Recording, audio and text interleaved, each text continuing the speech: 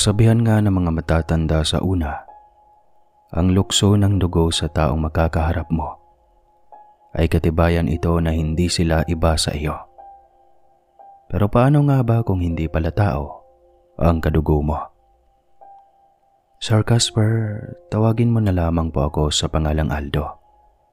50 anyos na ako sa ngayon at anak ako ng taong engkanto.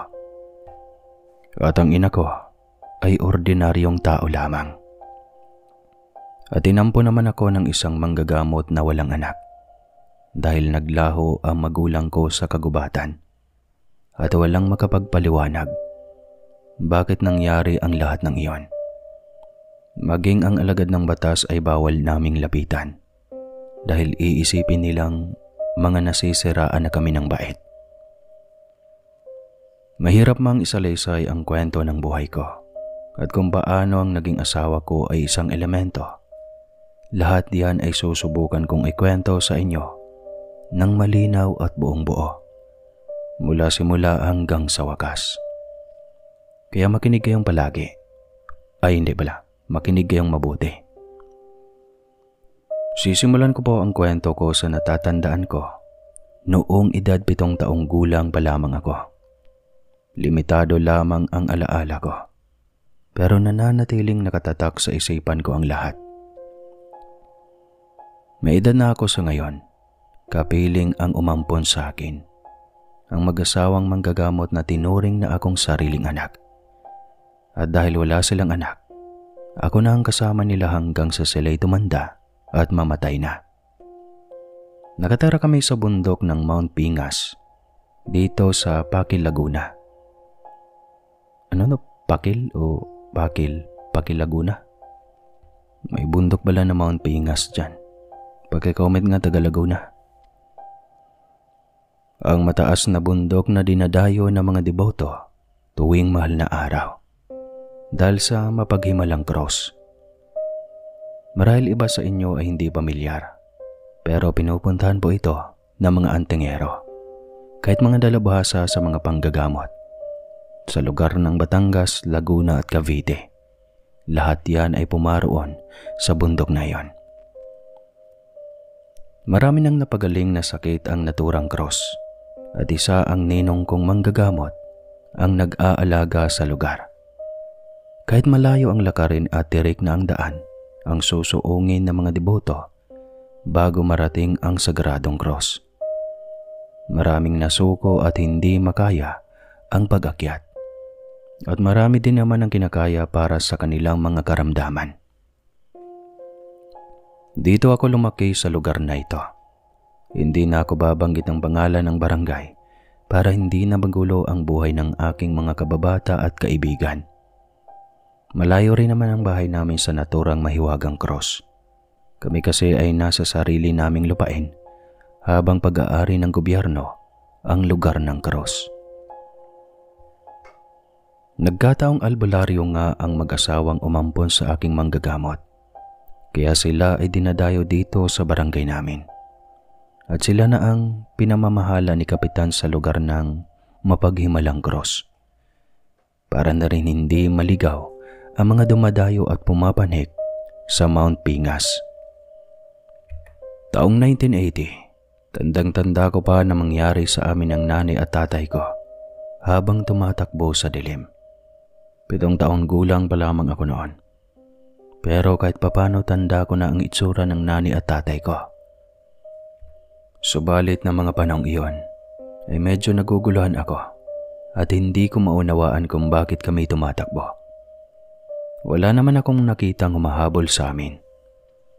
Bandang 6:00 ng hapon noon. Agaw dilim na dahil na rin kabundukan ang lugar namin. Kumakain kami ng hapunan noon. Yun ang naalala ko. Nang biglang binuhat ako ng tatay ko at bigla na lang kaming nagtatatakbo. Seles, bilis, malapit na sila. Sige lang, Aser. Nasa likod lamang ninyo ako. Ang anak natin pilitom noong hindi nila makukuha sa iyo. Mangako ka, Aser. Sigaw ng nanay ko. Takang-taka naman ako sa nangyari at halos may laman pang kanin ang bibig ko. At dahil bata pa ako, naiyak ako habang ang bilis-bilis tumakbo ng tatay ko. Nanay, asan ka? Palahaw ko nang hindi ko na makita ang nanay ko na sumusunod sa amin ng tatay ko. Cecil! Asan ka na ba? Sigaw din ng tatay ko at malayo na ang natakbo namin. Tumutulo na ang luha ko sa tindi ng takot at pagtataka. Halos pumalahaw na ako at tinatawag ko ang nanay ko. Hanggang sa nakakita ang tatay ko ng malaking puno na may malalapad na ugat. Isiniksik ako ng tatay ko doon at binulungan na kahit anong mangyari. Huwag akong tutugon pag hindi tinatawag ang pangalan ko. Aldo, tandaan mo. Ang bilin ko ha. Pag hindi tinatawag ang pangalan mo, huwag kang tutugon. At huwag kang lalabas dito ha. Babalikan ko lang ang nanay mo. Tandaan mo, mahal na mahal ka namin ng nanay mo ha. Magkikita pa tayo anak. Babalikan kita Aldo. At napakabilis ng itay na bumalik patungo sa bahay namin. Nawala na sa dilim ang itay at yun na pala ang huli naming pagkikita. Takot na takot ako ng mga oras na yon at maya-maya lang, parang may mga malalaking hayop ang naghahabulan. Nakakarinig din ako ng mga salitang hindi ko naman maintindihan. May ungol na nakakapangilabot at mga sigawan na para bang nag-aaway-away sila. Naalala ko ang tatay ko na baka naharang na siya sa daan. Dumilim na ang paligid ng tuluyan at lalo akong nagsumiksik sa malalaking ugat ng punong pinagtataguan ko. Hindi ako natatakot sa dilim dahil lumaki ako sa kagubatan at sanay akong maglaro sa ganong lugar. Ang malawak na kagubatan ang playground ko at doon ako nag-aisip. Umiiyak ako ng patahimik dahil kahit sa murang edad, tinatawag ko ang nanay ko at nawala na ang aking ama. Naguguluhan ako. Alam kong hinahabol kami ng mga kakaibang nilalang na iyon. Maraming yabag at nagtataka ako. Bakit kailangan naming tumakbo? Para bang malalaking hayop ang naririnig ko. At kung iisipin ko, para mga kabayo at kalabaw ang nagtatakbuhan. Pero bakit? Anong kasalanan ng nanay at tatay ko sa kanila? Gustong-gusto ko nang lumabas sa pinagtataguan ko noon. Pero naririnig ko pa rin ang mga salitang hindi naman salitang Tagalog ang kanilang iniimik. Hindi ko maunawaan kung anong klaseng nilalang ba ang mga iyon. Ilang oras din akong nagtatago at umiiyak na ako dahil iniisip ko ang nanay at tatay ko. Baka saktan sila ng mga nilalang na iyon. Hindi ko na nga namalaya na pinagkakagat na pala ako ng mga insekto. Hanggang sa makatulog na ako, kakaiyak. At paggising ko'y tahimik na ang paligid. At nagsisimula ng lumiwanag ang paligid. Sa tansya ko ay madaling araw na. Hanggang sa makarinig ako ng mga yabag. Aldo, asan ka? Nagulat ako dahil hindi tinig ni tatay ang naririnig ko. Boses ito ng lalaki na parang may edad at parang pamilyar sa akin. Kahit naman bata pa ako noon, matandain na ako at kilala ko lahat ang kaibigan ng mga magulang ko. Dahil malimit sa bahay namin ang mga manggagamot sa lugar namin. May binibili sila sa tatay ko mga halamang gamot at mga ugat na sabi ng tatay, mahiwaga daw iyon at kayang gamutin ang malubhang sakit ng tao. Doon kami kumukuha ng ikabubuhay at ang mahal na mga ugat na iyon, dinadayo pa ng mga albularyo ng mga taga-kabilang bayan pa. Kaya tanda ko ang boses ng Ninong Ableng. Aldo, sino yung abling ito? Asan ka? Naalala ko nga ang kaibigan ng tatay kong manggagamot at Ninong Ableng ko yon. Kaya agad akong lumabas at hinanap ko ang pinagmumulan. Ang tinig ni Ninong Ableng. Diyos ko, Aldo, salamat at ligtas ka. Tara na, magmadali ka. Sumampa ka na lang sa aking likod para mabilis tayong makaalis dito. Dalian nga akong binuhat ng ninong ko. At dahil tirik ang daan pababa ng bundok, hirapan ng nino ang abling ko na bumaba kami ng mabilis. Hanggang sa matanaw ko na ang asawa ng ninong ko at may mga kasama pa sila. Halatang naghiwa-hiwalay sila para hanapin ako. Mila, magmadali ka. Painumin mo ng tubig si Aldo. At dalian naman ang ninang ko na pinainom sa akin ang dala nilang plastic na lagayan ng tubig. Halos masuka ako dahil mapait ito at halos isuka ko na ang lahat ng laman ng sikmura ko. Ayan, ganyan nga anak, isuka mo lahat. Wika ni Ninong Ableng. Nagtataka naman ako bakit kailangang magsuka ako. Hindi na ako nagtanong, wala kasi akong maunawaan nun. Ang natirang tubig ay ibinuhos ng ninong ko sa ulo ko at sumunod na lang ako sa kanilang kagustuhan. Sige na anak, wala ka na bang isusuka? Tara na at kailangan na nating makaalis sa kagubatang ito. At dalian na rin kaming umalis at muli akong binuhat ni Ninong. Salamat naman sa Diyos at hindi nila nakuha ang anak ni na Aser at Sele.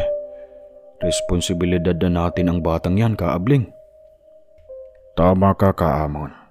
Tayo na ang magpapalaki sa anak nila. Ang mahalaga, buhay ang anak nila at kaya na nating alagaan ito. Tara na, hindi nila maaamoy ang bata dahil sa pinainom ko sa kanya. Rinig ko ang pinag-uusapan nila, ang tatay at nanay ko. At bakit nila ako aalagaan? Asa na ba ang nanay at tatay ko? Litong-lito ako dahil na rin batang-bata pa ako noon. Araw-araw umiiyak ako. Hinahanap ko ang nanay at tatay. Lalo na ang nanay ko. Palipat-lipat kami ng bahay noon at tambak ang mga kwintas ko. Mga pangontra daw iyon. Wika ni Ninong Abling ko. Hanggang sa makasanayan ko na ang buhay kong wala ang nanay at tatay ko. Nasa edad 10 na ako, tsaka lang ako nag-aral at mailap ako sa tao. Lagi akong umiiyak dahil wala akong nanay at tatay. Bumababa kami ng bundok at nakailang magbalipat-lipat kami ng bahay. Nakakapagod at hindi ko na gusto ang laging patakbo-takbo. Laging may kinakatukutan ang grupo ng ninong ko. Halos araw-araw silang aligaga at ayaw naman nilang sabihin sa akin kung ano iyon. Pag malapit na ang kabilugan ng buwan, may mga isinusuot silang mabahong damit na may mga nakapamuting ugat na mga puno. Hanggang sa makasanayan ko na ang lahat ng ginagawa nila sa akin at natuto na akong magtanong sa umampon sa akin at hindi na ako pumapayag na hindi nila ako sasagutin. Magaling kasi akong mag-aral at napakatalino ko daw, ika pa ng mga guro ko. Kaya bibo ako at matanong sa lahat ng bagay. Kaya nag-jam ako sa grade 6 agad-agad. Maging ang ninong at ninang ay hanga sa galing kong magbasa at magsulat. Gayong lumaki ako sa kagubatan. Nong, bakit lagi kayong nagsusuob ng insenso at kamanyan tuwing hapon? At bakit lagi silang nandito sa bahay natin? Albularyo rin po ba silang lahat kagaya mo? Anak, kami ang tagapagbantay mo. May kukuha kasi sa iyo, ang angka ng tatay mo. Kukuha? Sa akin po? Bakit naman? Ano ba talagang nangyari sa mga magulang ko? Patay na ba sila? 4 na taon na rin po silang nawawala ninong eh. Hindi mo pa mauunawaan anak. Kunting panahon pa. Basta sa ngayon kami ay magbabantay muna sa iyo. Sa tamang panahon at pag nasa tamang edad ka na, kusa mo itong mauunawaan. Palaisipan talaga sa akin ang lahat hanggang sa umidad na ako. May mga pangyayaring ako man ay naguguluhan. May mga nahahagip ang aking mga mata. At dahil bata pa ako nun, hindi ko pa ito pinagtuunan ng pansin.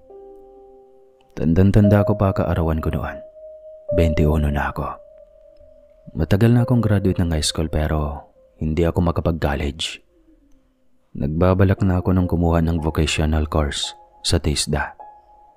Pero napatigil na nga ako ng pag-aaral dahil may kakaibang nangyayari sa akin. Isang araw, may kakaiba akong nakikita at nararamdaman. May nakikita akong mga anino at mga nilalang na kakaiba at hindi naman anyong tao.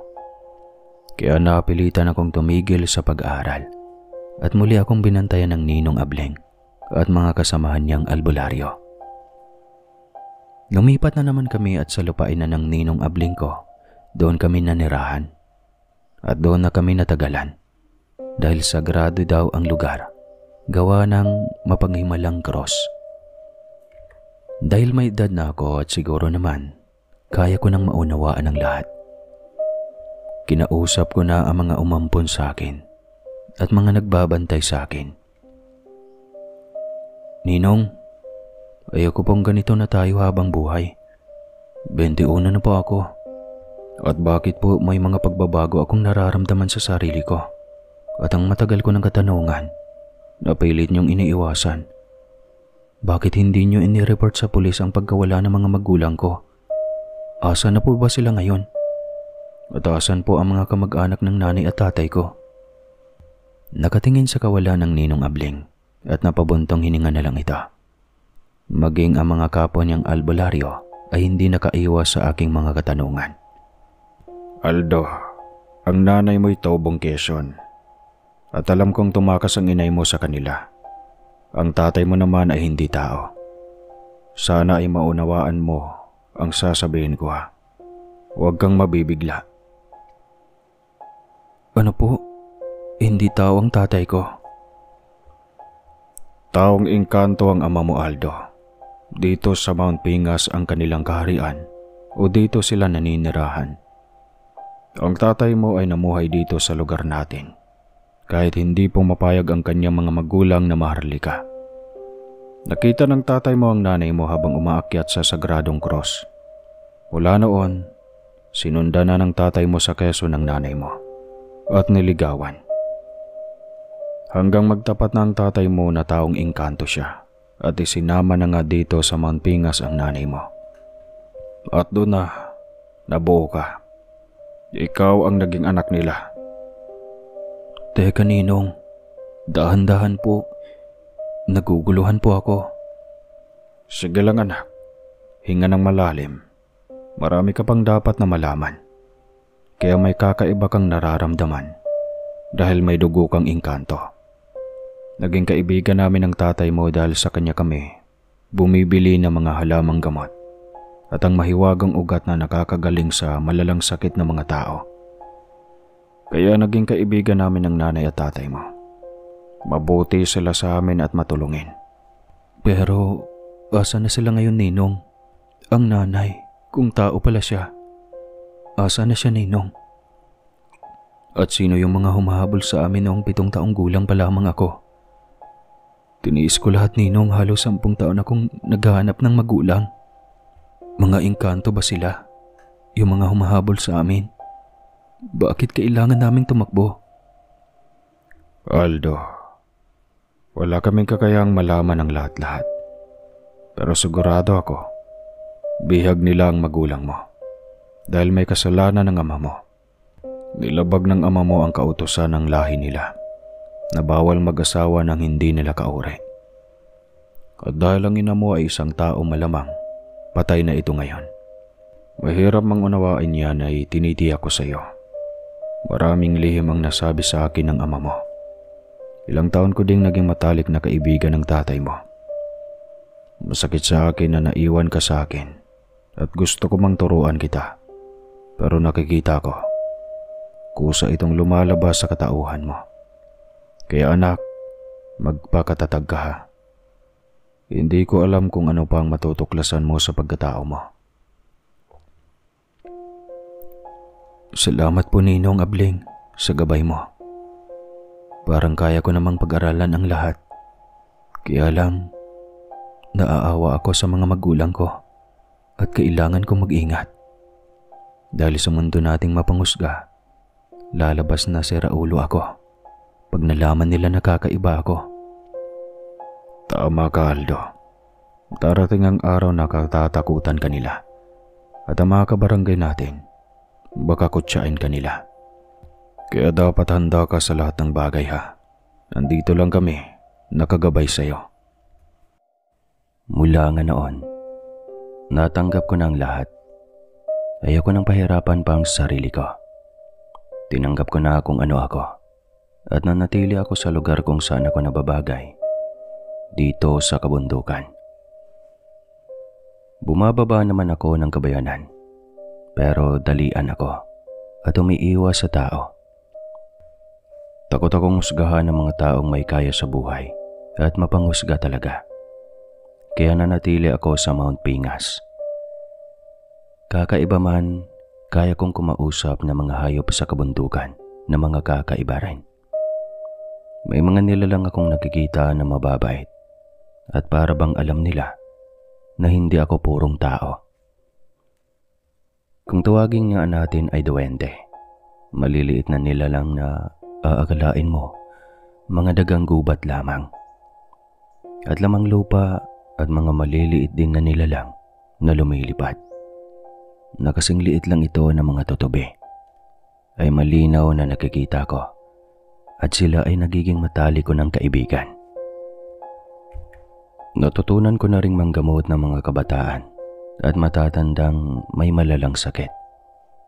Alam ko na rin kung saan nakukuha ng tatay ko ang mahiwagang ugat at nagagamot nga nito ang mga malalang karamdaman. Dahil kailangan ko mabuhay at makatulong sa aking ninong Abling, tumatanggap kami ng donasyon, yung tamang halaga ng kaya ng may sakit. Pag hindi na kayang maglakad ng mga matatanda, ako ang kusang pumupunta sa kanilang lugar at para akong doktor na inaalagaan ko ang mga may sakit hanggang sa gumaling sila. Matanda na ang ninong Abling maging ang mga kagrupo niya, kaya ako na lang ang inaasahan nila. Kailangan nila ako at marami na ang umaasa sa akin. Kailangan kong maging matatag at maging matapang. Aldo, matanda na kami. Bakit hindi ka manligaw para pag nawala na kami, may makakatuwang ka sa buhay? Maraming kadalagahan dito sa ating barangay at kilala ka na nila kung anong klaseng tao ka. Huwag kang manliligaw sa kabayanan. Masyado silang mapanghusga. Werdo ang tingin nila sa'yo. Nasasaktan ako pag nakakarinig ako ng masakit na salita galing sa kanila. Ramdam ko ang lungkot ng ninong Abling sa kanyang tinuran sa akin. Ako man ay nasasaktan sa mga naririnig ko sa mga tao sa kabayanan. Kaysa mga albularyo daw kami, mga sira ang ulo. At dahil mahirap lang kami at hindi makasunod sa uso, mababang tingin nila sa pagkatao namin. Pero paano nga ba ako manliligaw gayong ayaw nila sa kagaya ko? May mga naging kaibigan naman ako noong nag-aaral pa ako ng high school sa kabayanan. Pero hanggang kaibigan lamang. At bihira ang mga babaeng tagabayan na nakikipagkaibigan sa akin. Karamihan sa kanila ay kabarangay ko lamang at parang napipilitan lamang na pakisamahan ako. At kagaya ko ring mahirap ang nagiging kaibigan ko. Hindi naman ako manhid pero nagkakagusto ako noon sa mga dalagang tagabayan. Kaya lamang hindi ako pwedeng manligaw sa kanila. Dahil pinagtatawanan nila ako. Matalino akong mag-aral noon at kilala din naman dahil lagi akong nakakasama sa mga awarding at laging kasama sa top. Pero iba pa rin ang turing nila sa akin dahil taga-bukid lamang ako. At alam naman nila na kami ay taga-bundok. Hindi kami kagaya nila na lumaki sa kabayanan. Masakit dahil binata na ako ngayon at hindi pa rin ako makasunod sa uso. lalo na ang tamang pananamit. Kahit kumikita naman kami ng Ninong Ableng, sapat lang iyon sa aming pangangailangan sa araw-araw. At nag-iipon ako para makabili ako ng mga aalagaan kong hayop na iniisip ko rin na dapat maging handa ako dahil matatanda na ang mga umampon sa akin. Patuloy lang ang buhay namin. Wala namang nagbabago para sa akin. Sapat na magkakain kaming 3 beses sa isang araw at may kaunting ipon para isa-isang makabili ako ng hayop. Pagkaramdam ko dati, wala na ang kinakatakutan ni Ninong. Dahil siguro bukas na nga ang aking kaisipan. O baka naman hinayaan na ako ng mga kalahi ng aking ama. Ano nga ba naman ang makukuha nila sa tulad ko? Hindi naman ako purong engkanto. Tuloy lamang ako sa panggagamot sa tulong ng grupo ni Ninong Ableng. Kayang-kaya ko nang gumamot ng malalang sakit. Ramdam ko sa sarili ko na may kakaibang init ang nalabas sa palad ko. Ninong Ableng, hindi talaga ako purong tao. May mainit akong nararamdaman sa palad ko. Naaalala ko ang aking ama. Nalulungkot ako. Kumusta na kaya sila? Biyaya ng lumalang sa atin ang lahat ng nararamdaman mong kakaiba sa katawan mo. Masaya ako at napag-aralan mo na ang kakayahan mo. Alam kong masaya si Arcer, ramdam ko Aldo. Patuloy ka lang maging mabuting tao. Malay mo balang araw, balikan ka ng ama mo. Hanggang may mga mayayaman kaming mga naging parokyano dahil nga nagagamot ko sila. Malaking halaga ang donasyon nila. Siguro naaawa din sila sa kagaya ko. Hindi ko rin naman masabi sa kanila na hindi naman ako purong tao o hindi ako kagaya nila na normal. Basta ang nararamdaman ko lang para sa kanila, ako ay mahalaga.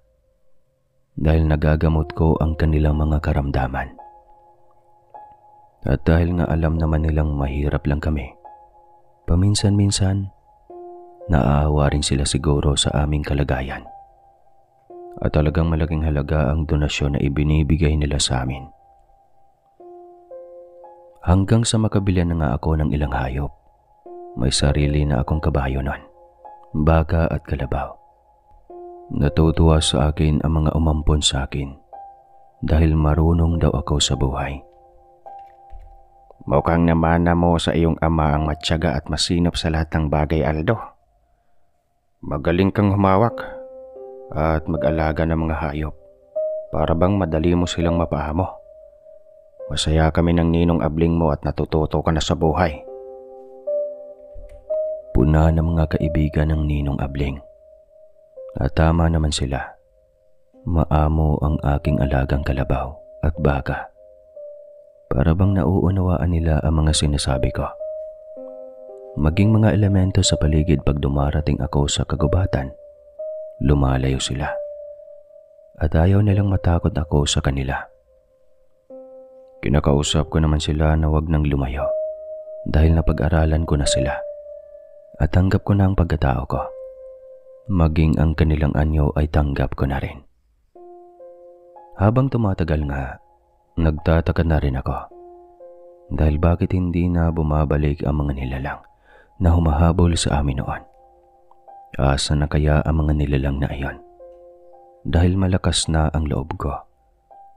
Pag nagpapastol ako ng aking mga hayop, naiisip ko na sana magpakita sila sa akin at dalhin ako kung saan ang aking ama. Minsan din dinadalaw ako ng masamang panaginip dahil sa pag-aalala ko sa mga magulang ko. Nagigising na lang akong lumuluha dahil ang napanaginipan ko, pinahihirapan nila ang aking ama. Pero ang iniisip ko na lang, panaginip lamang iyon at hindi totoo. Sinasabi rin ng Ninong Ableng na maging handa ako pag nasa gitna ako ng kagubatan. Dahil baka nga biglang maulit muli ang nangyari noon. At baka pati ako ay kunin ng mga nilalang na hindi namin alam kung anong klaseng engkanto ba iyon. Sinabi ng mga kaibigan ng Ninong Abling ko na maraming klaseng elemento sa kagubatan ng Mount Pingas. Alam kong alam na mga albularyo ang lahat ng klase ng elemento sa kagubatang ito. At naikwento daw naman ng tatay ko kay Ninong Abling na hindi puting engkanto ang pinagmulan niyang lahi. Itim ang kulay ng kanyang angkan, kaya hindi sila pabor na mag-asawa ang tatay ng kagaya ng nanay ko, na isang ordinaryong tao lamang. Maraming naikwento sa akin ng Ninong Abling. Mahirap mang tanggapin at paniwalaan, pero kailangan kong isaisip ang lahat ng iyon. Dahil baka nga biglang umatake at kunin din nila ako. Napakahirap ng kalagayan ko, oras na nagpapastol ako ng aking mga hayop. Kaunting kaluskos lamang sa paligid ay nagiging alerto ako. At sa oras na makakaramdam ako ng takot, may kakaibang nangyayari sa pagkatao ko. Nararamdaman ko na para bang gumagaan ang katawan ko at kakaiba ang lakas ng pandinig ko. Inaamin ko na mismong sarili ko minsan ay kinakatakutan ko na. Pag gano'n ang nararamdaman ko, napapatakbo na ako pabalik sa bahay namin. Aldo, may problema ka ba ha? May nakita ka ba sa gubat? Magtapat ka nga sa akin ha. Para naman alam namin ng ninang mo kung sakaling kukunin ka na rin sa amin. Kagaya ng nanay at tatay mo. Wala na tayong pupuntahan. Ito na ang huli nating destinasyon, ang lupain ko. Kaya mag-iingat ka ha. Nararamdaman ko ang pagkabalisa mo. Bakit? Wala naman po, Ninong Abling. May mga nararamdaman lang akong nilalang sa kagubatan. At pag naisip ko ang nangyari noon sa amin ng tatay ko, natatakot ako at bigla na lang lumalakas ang pandinig at pagkaramdam ko. Napag-aaralan ko naman po, huwag po kayo mag-alala. Naaawa din ako sa mga umampon sa akin. May edad na sila noong mga panahong iyon. At ayaw ko nang madamay pa sila. Mula nga noon nag-iingat na ako sa mga kilos ko. Napatunayan ko din na maraming nga palang nilalang ng Diyos na kasama nating namumuhay sa mundo natin. Iba't iba ang anyo ng mga elemento sa kagubatan at nakasanayan na ng mga mata ko. Alam nilang nakikita ko sila at natutunan kong didmahin upang hindi nila ako gambalain. Kung ang mga tao ay may masamang uri, ganoon din ang mga elemento. May maamo ang mukha at may nakakatakot ding tignan, na para bang galit sila sa kagaya ko. Minsan tuloy, hindi ko alam kung tao pa ba ang kaharap ko o mga elemento na pala. Minsan nga habang namamahinga ako, at habang ang mga alaga kong hayop man naman ay pinapainom ko sa buhay na ilog, na ang paborito kong lugar kung saan nakakapagpahinga ako sa ibabaw ng malaking bato. Sisipol-sipol pa ako noon nang may nakita akong babaeng naglalangoy sa malawak na langoyan. Malalim ang parating iyon at nag-aalala ako para sa babae. Baka ako malunod at wala itong kasama. Nagpalingalinga pa ako dahil wala akong makitang kasama nito. Miss, delikado dito. Bakit ka solo ha? Asa na mga kasama mo? Maraming taong labas dito at ang kanilang daan dito sa ilog. Kaya delikado dito. Tsaka malalim na sa parting yan ha. Baka malunod ka. Taga-saan ka ba? Parang ngayon lang kita nakita dito.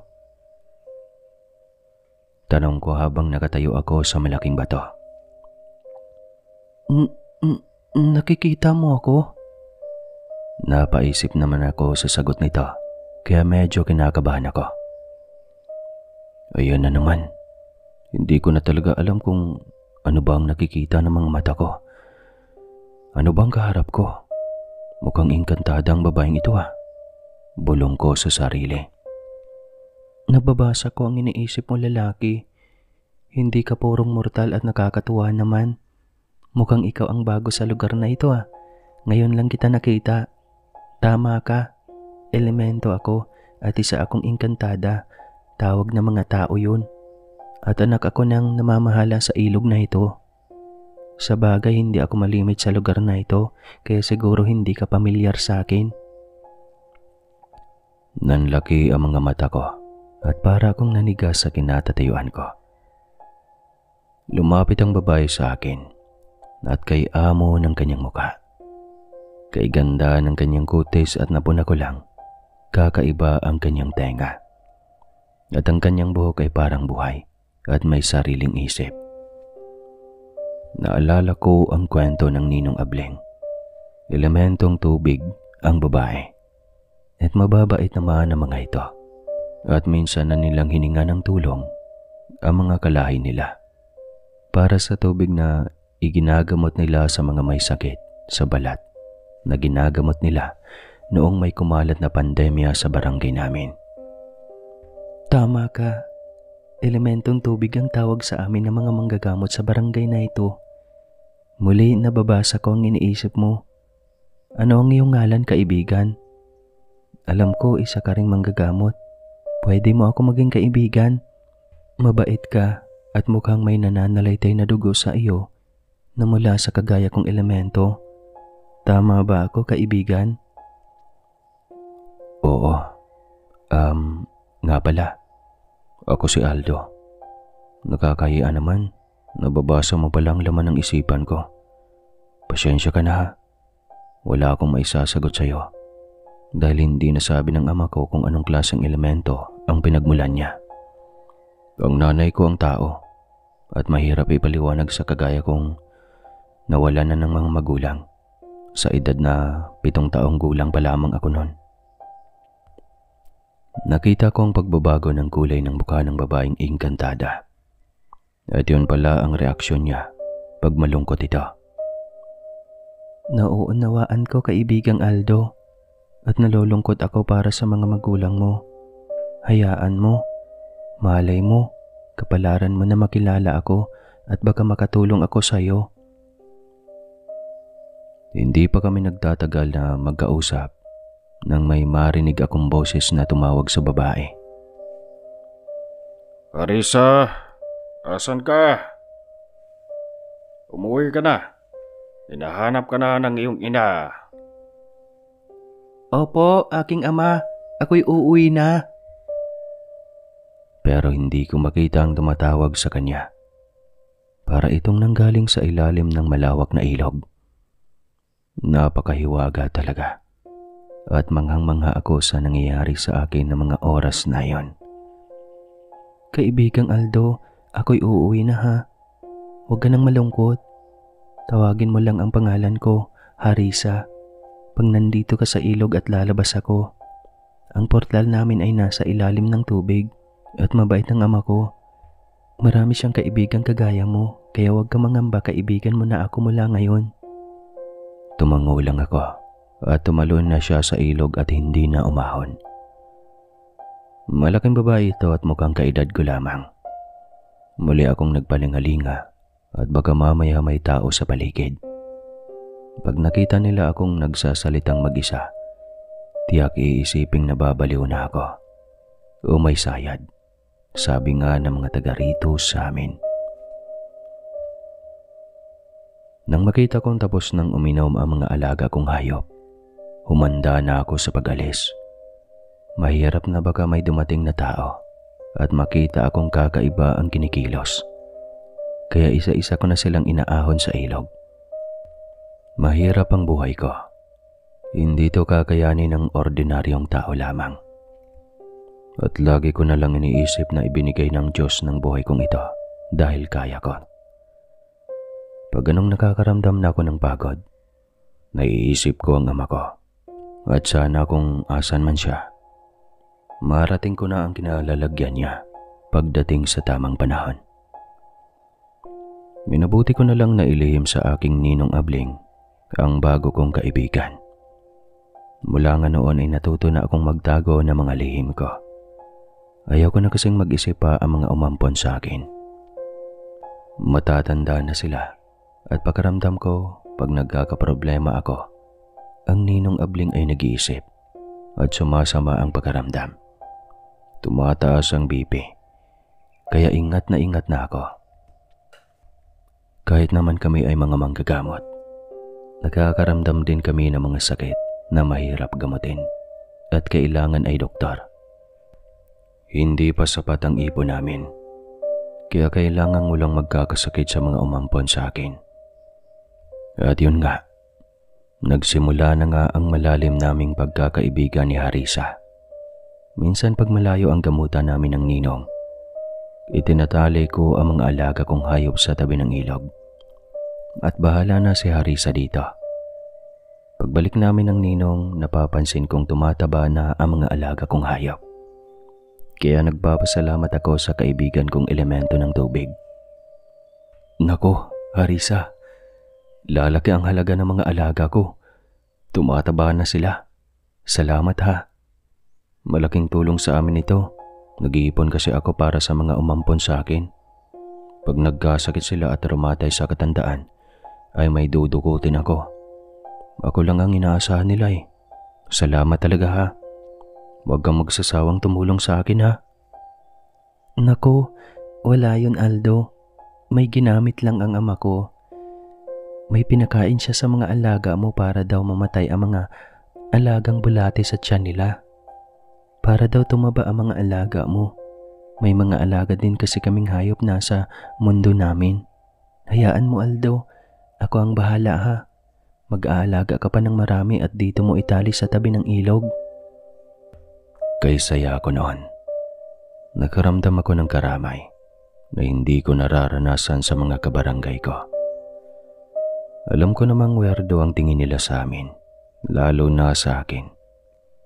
Habang dumaraan ng mga taon, nakita ko na ang magulang ni Harisa.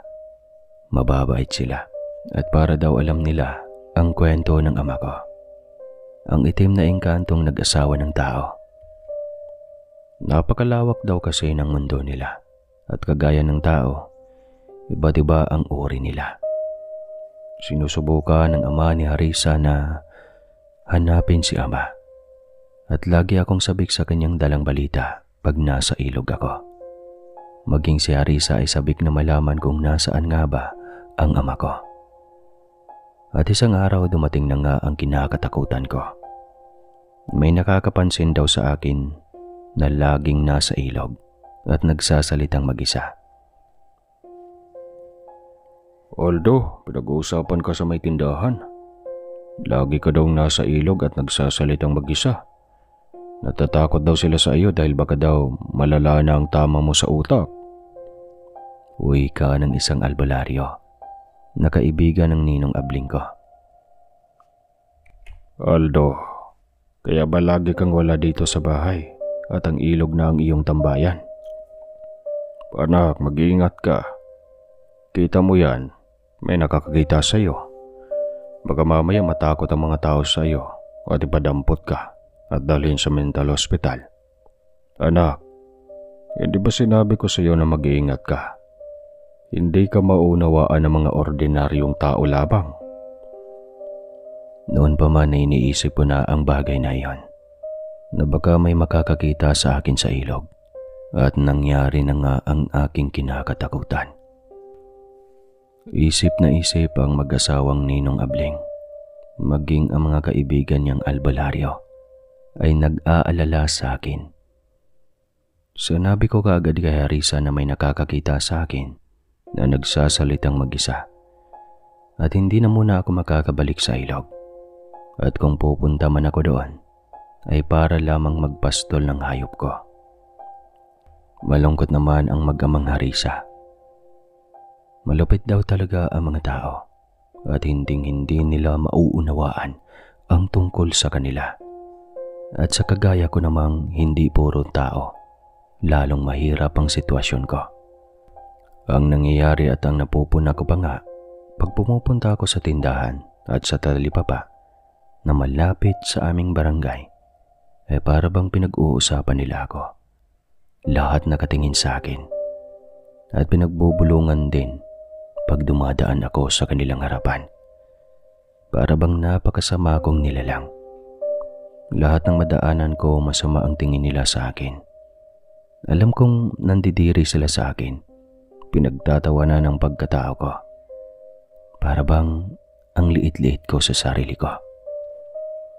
Minsan pa ay sadyang ipaparinig nila sa akin ang kanilang mga pinag-uusapan tungkol sa pagkatao ko.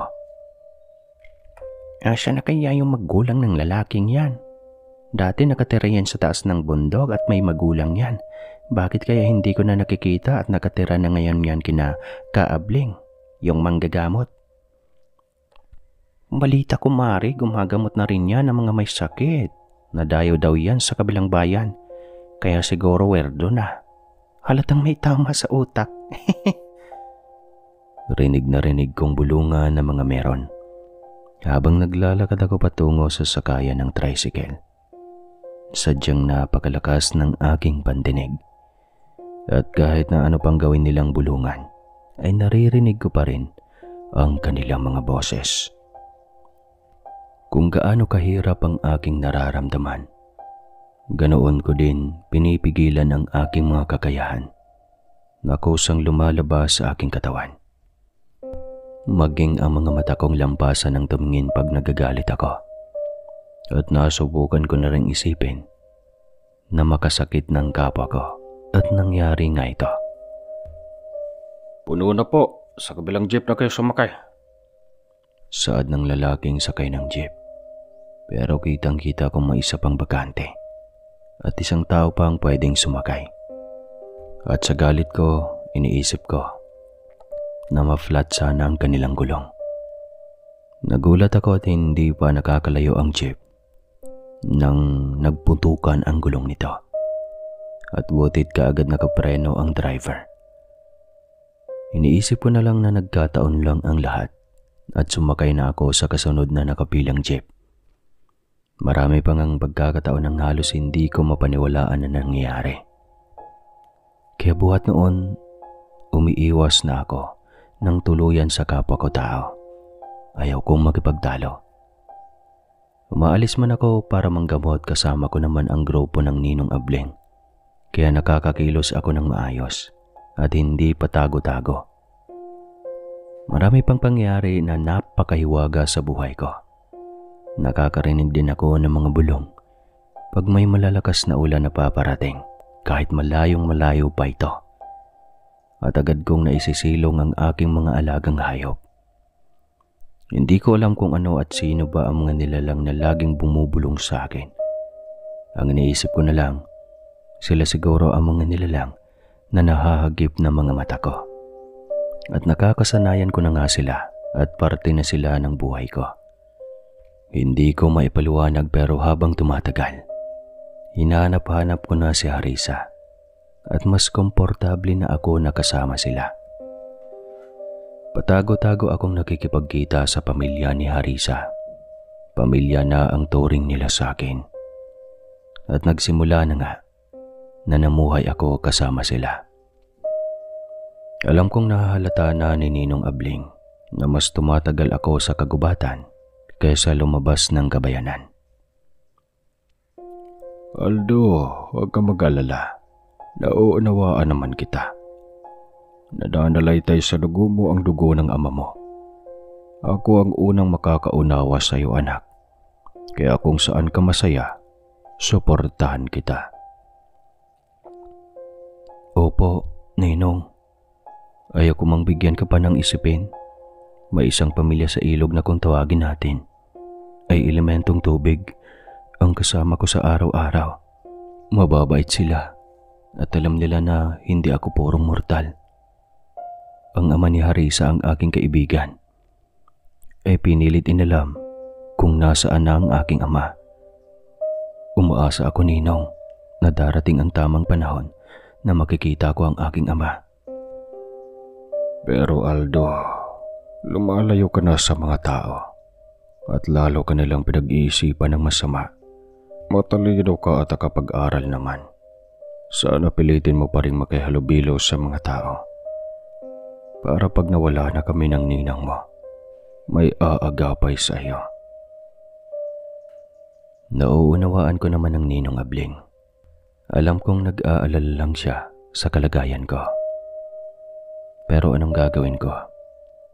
Hindi ko na kayang makisama sa mga kapwa ko tao. Dahil nga ang tingin nila sa akin ay kakaiba sa kanila. Ano magagawa ko kung ganito na talaga ang pagkatao ko? Habang pagkasama ko si Harisa at ang kanyang pamilya at ang mga elemento sa kagubatan, napakaramdam ko'y hindi na sila iba sa akin. Doon ako nakakaramdam ng katahimikan at kapayapaan. Paano ko nga bahatiin ang aking katawan?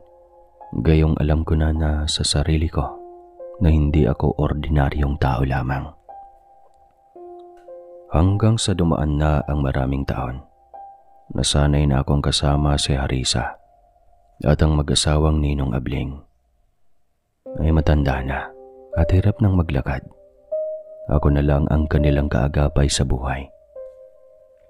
Sa tulong ng aming mga parokyano na nananatiling nagpapagamot sa amin at nagbibigay ng donasyon, sa awa naman ng Diyos ay nakakaraos kami.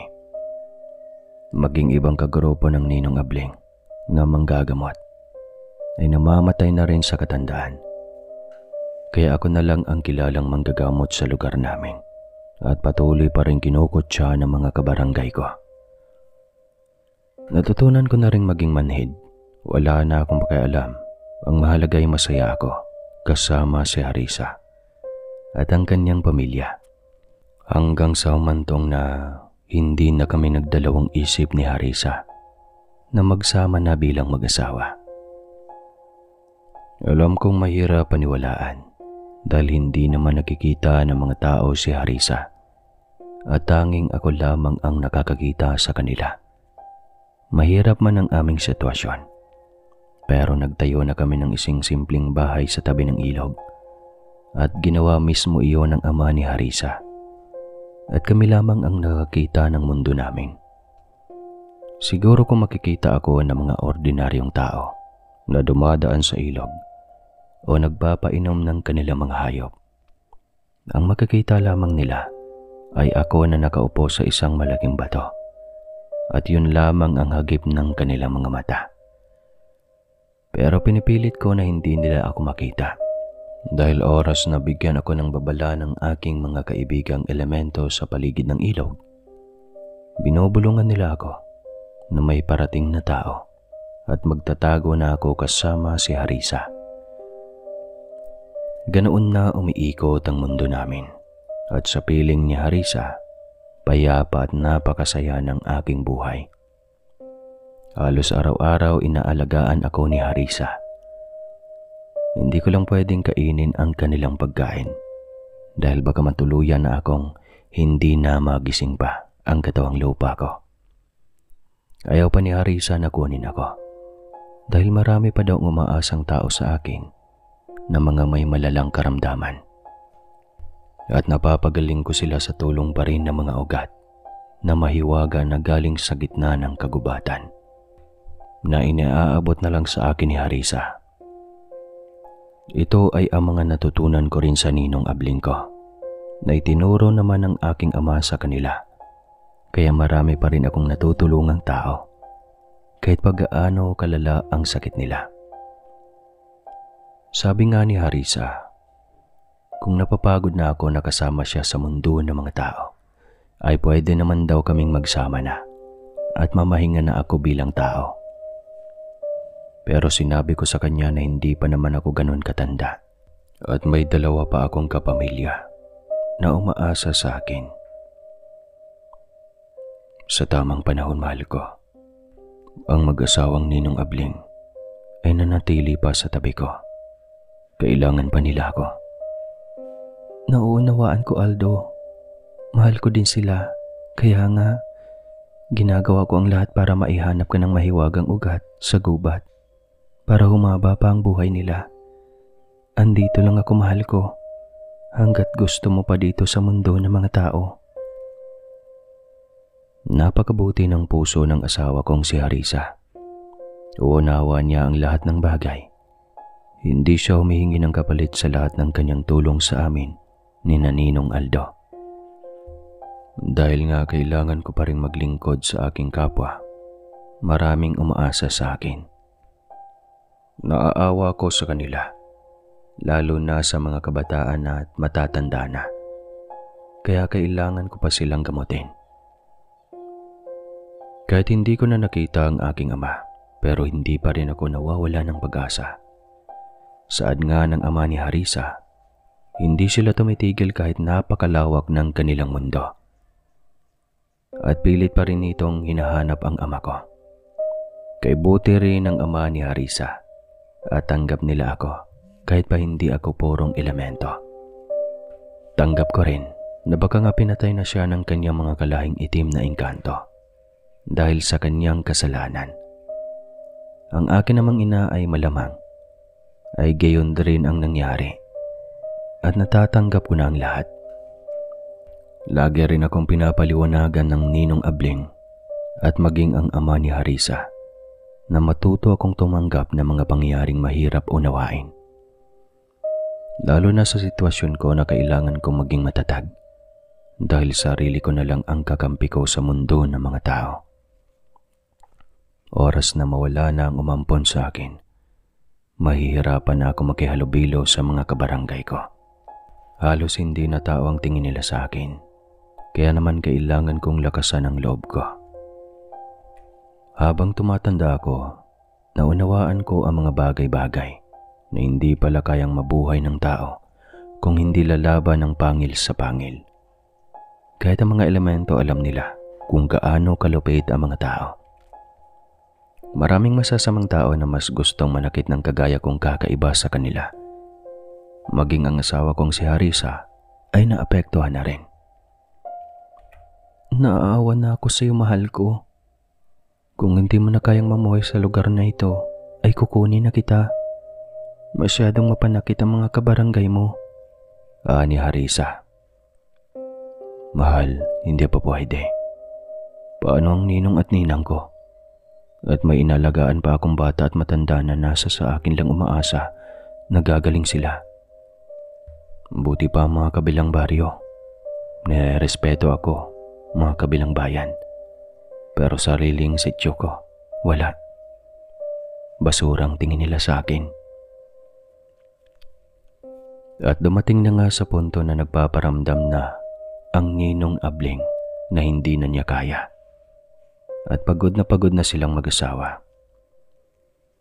Alam ko naman ang tanging nagpapalakas lang sa kanila at nagpapahaba ng kanilang buhay ay ang mga halamang gamot na mahiwaga na ibinibigay sa akin ng asawa kong si Harisa at ang mga orasyong tangan sa kanilang katawan. Siguro dahil nga manggagamot ang ninong ko. Alam niya na kailangan nilang mamahingang mag-asawa. Kaya isang araw nagpaalam ito sa akin at may ibinigay sa aking brown na envelope. Laman ang titulo ng kanilang lupain at yun na pala ang huling habilin niya sa akin. Kinabukasan nga magkahawak kamay ang mag-asawang Ninong Abling at hindi na sila nagising. Masakit para sa akin. Iniisip ko pa lang na solo na ako. Hirap na ang aking kalooban. Iniisip ko din ang araw na iyon. Nabibigay na ba ako? At sasama na lang ba ako sa aking asawang si Harisa sa kanilang mundo? Pero iniisip ko naman ang kalagayan ng mga umaasa sa akin. Ako na lang ang batang manggagamot sa lugar namin na pinagkakatiwalaan ng mga taga-kabilang bayan. At may mga dumadayo pa sa akin na halos taga-Maynila na. Kaya lagi kong pakiusap kay Harisa, gabayan mo na niya ako hanggat may umaasa pa sa akin. At matapos nga naming mailibing ang mag-asawa ng ninong, solo na akong namumuhay sa aming bahay. At dito na nga nagsimula ang napakalaking problema ko. Kakatapos ko lamang manggamot noon sa mag-asawang may malubhang sakit. At inahatid ko pa sa labasan ng aking mga parokyano. Nang harangan ako ng mga barangay official at kinausap ako. May mga malalayong kamag-anak ang Ninong Abling mo, Aldo. At kinukuha nila ang titulo ng lupain ni Ka Abling. Dahil hindi ka naman legal na ampon. Lumalabas na hindi ka kaano-ano ng mag-asawa ni Kaabling. Kaya kami nandito para ipaliwanag sa iyo at alam naming mahina ang utak mo. Ganon po ba? Hayaan nyo at ibibigay ko sa kanila. Kaya lang po kailangan kong malaman kung kamag-anak talaga sila ng ninong ko. May sira ka talaga sa ulo, Aldo. Anong karapatan mong magtanong ng ganyan? Kaano-ano ka ba ni Kaabling? At ano ang alam mo sa ganong usapin? Ako na ang bahala. Bigay mo sa akin ang titulo ngayon na. Ni Kapitan. Sumama si na Kapitan sa akin, pabalik ng bahay ko. At bago ko ibigay ang envelope, binasa ko muna ang laman ng envelope. At sabay bulong sa akin ni Harisa na huwag matakot dahil nakapangalan nga sa akin ang titulo. At matagal na palang naasikaso ni Ninong Abling ang lupain ito. Pinalabas ni Ninong na binili ko ang kanyang lupain para walang makapaghabol sa akin. Mahal, dahil dito na ako ipinanganak sa mundo nyo, alam ko ang mga ganyang bagay. Basahin mo ang titulo at nasa pangalan mo na. Ipakita mo kay Kapitan at mga tuwiran ka. Sabihin mong nabili mo na ang lupain ng ninong mo. Matagal na. Tama ka, mahal ko. Sa loob ng 20 taon na kasama ko si Ninong, ang alam ko wala nang kamag-anak si Ninong dito sa Laguna. Kahit kailan, wala man lang nagmamalasakit sa kanila. Hindi ako mangmangmahal. Alam kong si Kapitan ang may pakana ng lahat ng ito. Ayaw kong manakit, mahal. Kilala mo ako. Pinag-isipan kong mabuti ang aking mga sasabihin kay Kapitan. Agad akong bumaba ng bahay namin at ipinakita ko sa kanyang titulo na nasa pangalan ko na ito. Napamulagat si Kapitan at nagtaka dahil nakapangalan na nga sa akin ang titulo ng lupain ng Ninong Abling. Kita ko ang pagbabago ng kanyang aura. Nagalit ito sa akin at sinabing baka gawa-gawa ko lamang ang titulo. At kukunin pa rin daw niya ito upang ipakita sa mga dalubhasa sa bayan. Hindi naman ako pumayag at sinabi kong karapatan ko na tumanggi. At ibibigay ko na lang ay ang Xerox ng titulo at hindi ko ipapadala ang orihinal na kopya. Sinabi ko kay Kapitan na hindi na ako mangmang dahil nag-aral naman ako hanggang sekundarya at napakataas ng aking grado, kaya hindi nila ako pwedeng lukuhin pagdating sa legal na usapin tungkol sa titulo ng ninong ko. Alam ko, Kapitan, ang karapatan ko. Kayo lang naman ang nagsasabi na may sira ako sa ulo, pero alam ko ang aking karapatan. At iyan ang gusto ni Ninong Abling. Huwag po sana tayong dumating sa puntong kasuhan ko kayo. Kita ko ang pamumula ng mukha ni Kapitan sa galit sa akin. Maging ang kanyang mga kasamahan ay hindi nagustuhan ang aking pagsagot kay Kapitan. At tinakot pa ako ni Kapitan na oras na malaman niya na peke ang titulo na pinakita ko, ipapakulong daw niya ako. At hindi na daw ako makakalabas pa at habang buhay na daw ako sa loob ng kulungan. Mula sa aking lukuran, kita ko ang aking asawang si Harisa. Galit na galit ito kay Kapitan at ayaw kong gumawa ito ng masama para lang ipagtanggol ako. Sinabi ko kay Kapitan na umalis na dahil hindi naman ako papayag sa kagustuhan nila. Mayabang ang lalaking ito. May sira naman sa ulo ang lintik. Sige, alis kami. Pero babalik ako at isasampal ko sa iyo ang tunay na titulo. Ani na Kapitan at galit itong umalis. Lalong lumiit ang mundo ko. Laging may mga taong nakasubaybay sa akin. Kaya gumawa ako ng paraan na maging ligtas ang aking nasasakupan. Katulong ko ang ama ni Harisa. Binakuran ko ang lupain ni Ninong hanggang sa may ilog. Nakita ko nang lalong dumarami ang mga lalaking nag-iikot sa lupain ko. Mukhang hindi ka na nila titigilan, Aldo. Sabihan mo lang kami at kami na ang bahala. Saad ng ama ni Harisa. At isa yon sa kinakatakutan ko. May ilang matatanda sa lugar ang pilit akong kinakausap at sinasabing wala daw akong laban kay Kapitan. Aldo, kung ako sa'yo ibibigay ko na ang titulo kay Kapitan. Wala kang kalaban-laban sa kanila. May pera ang mga yon. Baka saktan ka pa nila. Wala ka namang ibang kamag-anak dito sa barangay natin. Wika ni Kamando, ang matandang nagpapastol ng hayop malapit sa lupain ni Ninong. Kamando, hindi po naman ganon na lang yon. Alam ko po ang karapatan ko at hindi po ako bobo. Nakapag-aral po ako. Malinaw naman ang hawak ko. Nasa pangalan ko ang lupaing ito at walang kamag-anak ang ninong ko at anak ang turing nila sa akin. 7 taon gulang pa lang ako ay nasa poder na nila ako. Bahala ka, Aldo. Ang akin ay payo lamang. At hindi ka naman nila kinikilalang matinong tao. Ang turing nila sa iyo ay may sira ka sa ulo dahil nagsasalita kang mag-isa.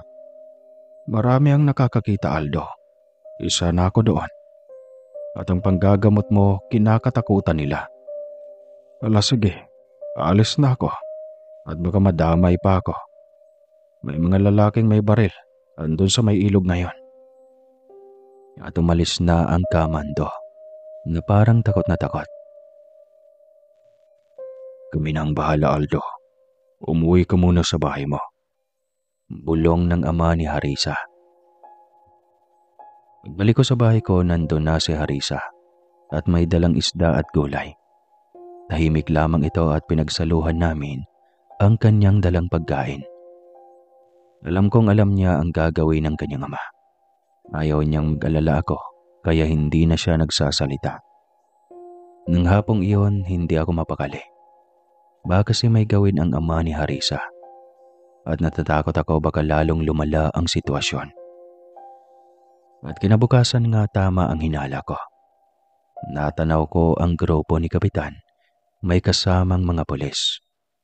Hindi ako kinakabahan dahil wala naman akong ginagawang masama. Usa akong bumaba ng bahay at nagpakita sa mga pulis dahil pumasok na sila sa lupain ko. Tanaw ko na nasa tabi lamang ng aking bakuran ang mag-amang Harisa at nagmamatsyag. Magandang umaga po. Ano po ang sadya niyo, sir? Ikaw ba si Aldo? Opo, bakit po? Nawawala ang mga tanod ni Kapitan at huling nakita ay nasa tabing ilog kahapon. May kinalaman ka ba sa pagkawala nila? Mga tanod ni Kapitan? Pero hindi naman po sila taga rito sa aming barangay. Tsaka matagal na po silang paulit-ulit dito at may mga dalang baril. Sigurado po ba kayo na tanod ni Kapitan ang mga yon, sir? Hapon andyan lamang sila. Nakita pa nga ni Kamando at natakot ang matanda sa dala nilang mga baril. Totoo ba yung sinasabi mong may dalang baril? Magkakatama lang yan, ha? Nawawala kasi ang mga taong yon. Magdamag na. Kahit tanungin po ninyo ang Kamando, siya ang may-ari ng ilang hayop na yan na nakatali sa lupain ko. Tsaka ano po ang laban namin sa mga baril nila?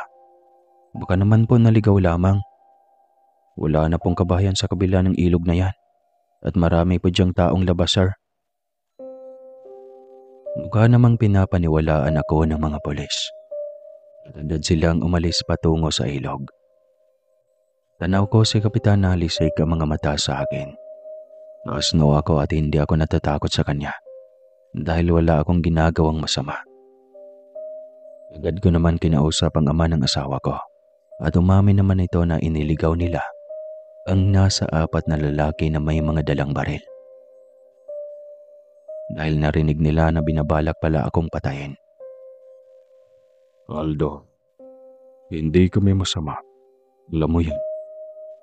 Matagal na kaming naninirahan sa ilog na yan. At payapa kaming namumuhay.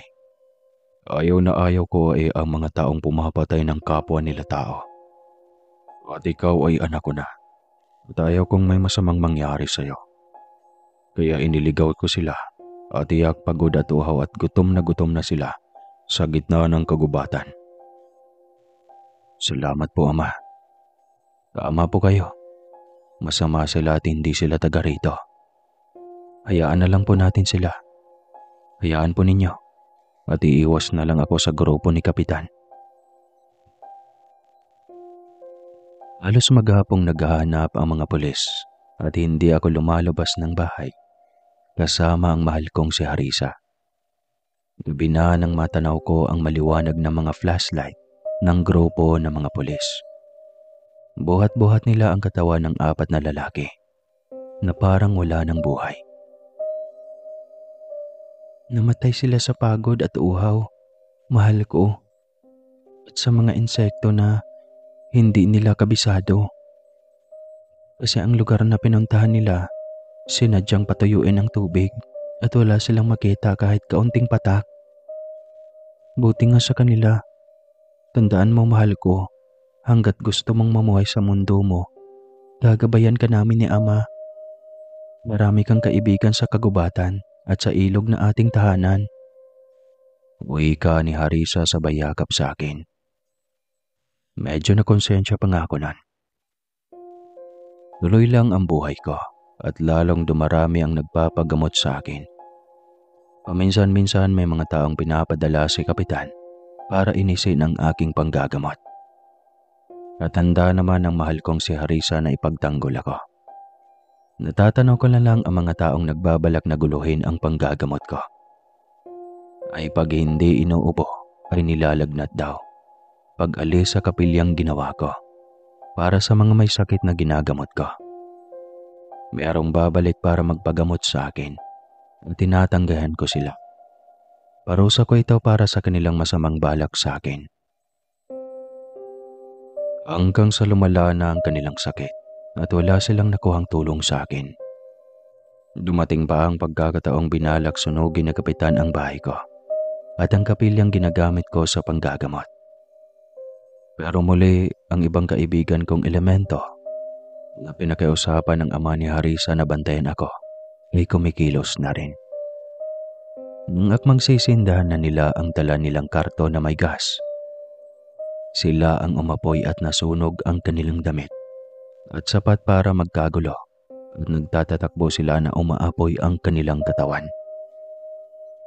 Napilitan akong magpa-blatter sa munisipyo at nang iimbestigahan ng mga pulis ang mga taong nasunog na nasa ospital, umaamin sila na utos daw ni Kapitan ang lahat. Kaya nakasuhan si Kapitan at nakapagbayad ng malaki sa piyansa at danyo sa akin at sa mga taong inutusan niya. Dahil sa pangyayaring iyon, nararamdaman kong nag-iiba ang tingin sa akin ng mga kabarangay ko. Yung akala nilang sira ang ulo ko, napapalitan na ito ng magandang pagtingin sa akin. May ilang mayayamang nagpapagamot ang nag-alok ng tulong at nag-donate ng mga materialis pangpagawa ng bahay ko. Ipapagawa daw nila ang kapilya at bahay ko. At kahit anong tanggi ko, ayaw nila na hindi ako papayag dahil bawal daw akong tumanggi. Tinanong ko ang asawa kong si Harisa at sinabi naman niya na bata pa ako at marami pa akong matutulungan. Kaya hayaan ko lang daw ang tulong na ibinibigay nila. Napakasaya ko. Laging nakasuporta ang asawa kong si Harisa. Ako lang ang nakakakita sa kanya at kay buti ng Diyos sa akin. Alagang-alaga ako ni Harisa maging sa panggagamot. Hindi ako nakakaramdam ng pagod dahil sa mga halamang gamot at prutas na pinapakain niya sa akin. Lalo nga akong nakilala sa bayan namin. May ilang manggagamot sa kabilang bayan namin ang kusang tumutulong sa akin. Hanggang mapagaya na ako sa Ninong Abling na may grupo na kami na gumagamot sabay-sabay. Oo, naging maestro ako at marami akong tagasunod. Gumanda na ang aking pamumuhay. May malaki na akong bahay at ang aking grupo may mga donasyon na rin silang natatanggap mula sa mga parokyano naming mga balikbayan mula sa mga ibang bansa. Napakalaki ng pagbabago ng buhay ko. Ang aking mga kabarangay sa akin na nagbabagamot. At isang araw nagulat ako dahil mismong si Kapitan ay nakapila para magpagamot. Kasama nito ang kanyang asawa na may sakit na rin. Payat na si Kapitan at malubhang sakit nito sa baga. Nakiramdam ako at pinag-isipan muna ang aking gagawin. Maging si Harisa nakita ko na nagulat sa isura ni Kapitan. Mukhang ang tawag dyan ay karma na mahal. Hindi naman namin siya ginagalawa ng ama ko. Maging ang mga kaibigan nating elemento ay hinayaan na ang taong yan. Ikaw mahal, nasa sa iyo yun kung gagamutin mo ang taong yan na binalak kang patayin. Hindi ako masamang tao. Hindi ako kagaya niya. Iyan ang unang-unang pumasok sa aking isipan. Ako ay isang manggagamot at binigyan ako ng Diyos ng kapangyarihan para gumamot sa mga karamdamang hindi na kayang gamutin ng mga doktor. Kaya bilang isang mabuting tao, hindi ko na inisip ang mga ginawa ni Kapitan sa akin noon. Halos lumuhod ang mag-asawa para gamutin ko sila. At sinabi ko sa kanilang hindi ako kagaya nila. Maawa ka, Aldo. Tinanggihan na ako ng St. Luke's. Binigyan na nila ako ng taning. Hindi na daw magagamot pa ang aking sakit. Nagmamakaawa ako sa iyo. Pagalingin mo kami ng asawa ko. Lumala na rin ang sakit niya dahil sa pag-aalaga sa akin. Mahawa siya. Ni Kapitan na hirap nang magsalita. Gagamutin ko po kayo, Kapitan, dahil manggagamot ako. Hindi po ako kagaya mo na kayang manakit ng kapwa-tao. Ang nangyayari sa inyo ng asawa mo, isipin niyo na lang na parusa na po ng Diyos. Kung hindi man kita mapagaling, Diyos lang po ang nakakaalam kung bakit. Kita ko ang luha ni Kapitan. Sapat para simulan ko na ang panggamot. Ang asawa kong si Harisa ay naghanda na para tulungan ako. Napakabuti talaga ng puso ng elementong mahal na mahal ko. Nimpla na ni Harisa ang mga halamang gamot at tumusal na ako ng dasal na orasyon na itinuro sa akin ni Ninong Abling. Agad ko itong ipinainom kay Kapitan at sa asawa niya. Kitang-kita ko ang pagbabago ng kulay ng kanilang muka. Napaupo si Kapitan at nagdasal ng pasasalamat. Nabago daw kasi ang kanyang pagkaramdam, maging ang asawa nito. Ilang balik pa ni Kapitan sa aking kapilya at nakita ko ang pagbabago. Nakakalakad na itong mag-isa nang walang tumutulong. Lagi itong nagpapasalamat at yumayakap sa akin. Ang pagtulo ng luha niya ay sapat na sa akin. Maging si Harisa ay nagpatawad na rin. Humanga lalo sa akin ang aking mga kabarangay. Patunayan daw nila na hindi sira ang ulo ko. Nagsimula na silang lumapit sa akin at hindi na ako nakakarinig ng masasakit na salita. Nakakalabas na ako ng kabayanan at nagkakilos na ako ng walang takot na baka ibuli muli nila ako. Kay sarap sa pagkaramdam na nakakalakad na ako nang hindi nakatungo. Oo, may peace of mind na ako. Masayang-masaya din si Harisa para sa akin. Pinilit ko ring hanapin ang pamilya ng inay ko sa Quezon. Natuto akong magbiyahe at sa tulong ng ilang nakakilala sa inay ko sa Laguna. Naituro nila sa dulo ng Quezon ang pinagmula ng inay. Sa pangalan at lumang larawan ng inay ko na nakita ng Ninong Abling sa bahay namin sa bundok. Napakalaking tulong sa akin ang larawang iyon at natunton ko ang lugar ng mga kapatid ng inay. Marami na ang nangamatay at wala na rin ang aking lolo at lola. Ang alam nila ay namatay na rin ang aking ina at hindi ko na sinabi pa sa kanila ang nangyari sa inay ko at kung ano ang pagkatao ko. Wala namang makakaunawa at baka katakutan pa nila ako. Ang mahalaga nalaman ko ang pinagmula ng ina ko dahil may kanya-kanya na silang buhay at ayaw ko nang maging pabigat. Nagpaalam ako sa kanila at sinabi nilang bumalik ako at bukas ang tahanan nila para sa akin. Masaya na ako na narating ko ang lugar ng ina ko. Ngayong namumuhay na ako ng payapa at wala nang iniisip ang mga tanong. Basta ang aking ama ay nasa mundo na niya at ang aking ina ay kasama niya. Yan ang itinatak ko sa isipan ko. At sa edad ko ngayon na 50 anyos, alam kong matagal pa ako mabubuhay sa mundo ng mga tao. At oras na kunin na ako ng lumalang sa atin, nakahanda na akong sumama sa aking mahal na si Harisa sa kanilang mundo. Tuloy akong nanggagamot at si Kapitan ay pumanaw na rin dahil sa kanyang edad at ang kanyang katawang lupa ay humina na. Ang mahalaga lang doon, nadugtungan ko ang kanyang buhay ng panandalian at nakahingi siya ng tawad sa Diyos. Ang kanyang asawa ay buhay pa at laging nag-aabot ng tulong sa kapilya ko. May mga tinuturuan na rin ako mga kabataan na nagpaampon sa akin. Inahahanda ko sila upang mawala man ako, may susunod naman sa yapak ko. Ang ilang bahagi ng aking lupain na ibinahagi ko sa mga kabarangay kong pinailay sa kanilang tinitirikang lupa. Dahil may mga mayayaman na sa halip bigyan ng kahit maliit na lupa ang kanilang tenant, pinaalis lang nila ito matapos bayaran ng barya. Pinakausapan ko rin ang mga elemento sa paligid ng aking lupain na huwag mananakit ng tao. At maswerte ako dahil ang mga elemento sa lupain ko ay mabubuti, kagaya ng lahi ng ama kong si Harisa. Sir Casper, mahirap mang unawain ang bawat salaysay ko.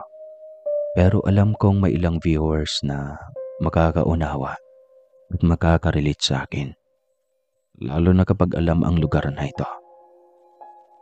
Tandaan po sana natin na bago tayo humusga sa ating kapwa, isipin muna natin na lahat ng nilikha ng Diyos ay may karapatang mabuhay sa mundo natin.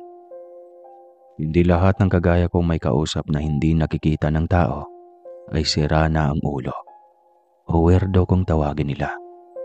Ang mahalaga, may takot ako sa Diyos at tumutulong sa kapwa ko. Salamat po, Sir Casper. Nananatili po ako dito sa Laguna at nanggagamot na paminsan-minsan.